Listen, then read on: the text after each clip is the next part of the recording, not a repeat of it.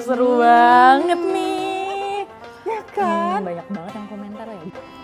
Tapi kok jadi banyak yang gibah sih Kak? Kira-kira nih kalau gibah di sosial media lewat komentar atau status story, hukumnya sama nggak ya sama gibah secara langsung? Nah, yuk kita tanya Ustaz. Assalamualaikum warahmatullahi wabarakatuh. Muncul pertanyaan, apakah ghibah konvensional itu sama dengan ghibah digital? Apa ghibah digital? Ghibah yang disampaikan melalui media digital, melalui story, melalui komentar, melalui meme, dan lain sebagainya. Sebelum berbincang soal itu, apa itu ghibah? Rasulullah SAW pernah bertanya kepada sahabat, sekaligus juga ngetes. Atadruna mal ghibah? Tahukah kamu apa itu ghibah? Kemudian para sahabat langsung menjawab, Allahu wa rasuluhu a'lam. Allah dan Rasulnya yang jauh lebih tahu. Rasulullah dengan tersenyum kemudian menjawab, Dzikruka akhaka fima yakrah. Engkau menceritakan tentang kondisi temanmu terhadap sesuatu yang dia tidak suka. Itu namanya ghibah.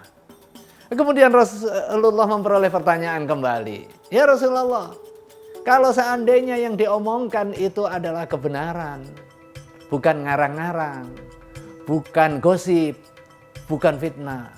Rasulullah menjawab, jika itu benar yang diceritakan tetapi menyebabkan orang nggak suka, itu yang namanya ghibah. Sementara kalau yang diceritakan itu adalah fiktif, itu adalah karangan, maka itu namanya buhtan, fakot bahat tahu, kata Nabi Muhammad SAW. Tuh hati-hati, jangan hanya gara-gara oh benar yang saya ceritakan selamat dari ghibah. Tidak, justru yang benar itu yang kemudian orang yang diceritain nggak suka, itu namanya ghibah.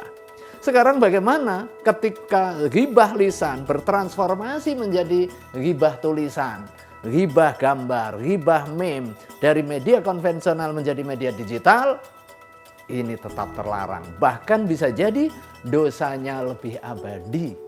Karena begitu Anda ucapkan melalui lisan, hanya terbatas kepada orang yang mendengar. Dan setelah itu orang lain lupa tanpa jejak. Tetapi kalau ada tulisan, bahkan kemudian diabadikan di dalam media digital yang langgeng, di screenshot orang, kemudian disebarkan, maka itu dosanya abadi.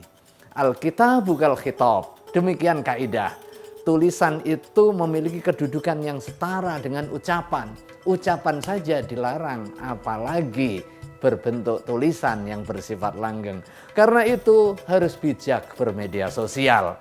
Jangan sampai hanya gara-gara kita iseng kemudian terjebak kepada dosa, terjebak kepada perusakan aktivitas puasa yang kita lakukan.